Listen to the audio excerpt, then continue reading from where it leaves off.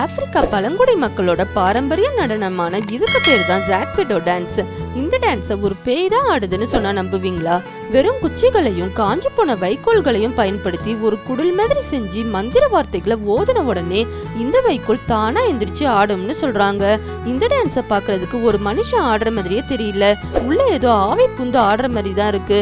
ஆனா ஒரு சிலர் இந்த வைக்கோல்குள்ள ஒரு மனுஷனை சீக்கிரட்டா ஒளிச்சு வச்சிருக்காங்க, அவரு தான் இப்படி தாறுமாறா ஆடுறாருன்னு சொல்றாங்க. ஆனா அதுக்கு இந்த ஆப்பிரிக்கா மக்கள் மனுஷங்களால இப்படி ஆடவே முடியாது, கண்டிப்பா இது ஆன்மா தான் ஆடுதுன்னு சொல்றாங்க. இதை நிரூபிக்கிற விதமா ஒரு வைக்கோல் ஆடி முடிச்சதும் நம்ம கண்ணு முன்னாடி எரிச்சு கூட காமிக்கிறாங்க. அது மட்டும் இல்லைங்க, அந்த ஆன்மாக்குன்னு ஒரு கதை கூட சொல்றாங்க.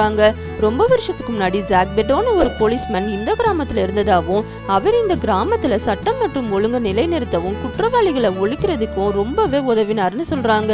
இந்த ஜாக்பெட்டோ கிட்ட மாயாஜல சக்தி இருந்ததாவும், அதை மக்களை பாதுகாக்க மட்டுமே அவர் யூஸ் பண்ணதாவும் சொல்றாங்க. ஒரு சில கிராமத்துல இந்த குடில் மாதிரி இருக்கிற வைக்கோல கலர்ஃபுல்லான நூல்களால டெக்கரேட் பண்றாங்க.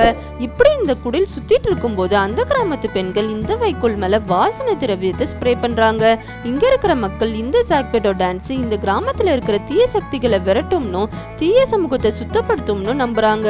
சரி, இந்த வைக்கோல்குள்ள பேய் தான் ஆடுதா இல்ல உண்மையாவே மனுஷங்க ஆடுறாங்களான்னு நீங்க என்ன நினைக்கிறீங்கன்னு கமெண்ட் செக்ஷன்ல கமெண்ட் பண்ணுங்க. இந்த வீடியோ உங்களுக்கு பிடிச்சிருந்தா லைக் பண்ணுங்க, உங்க ஃப்ரெண்ட்ஸுக்கு ஷேர் பண்ணுங்க.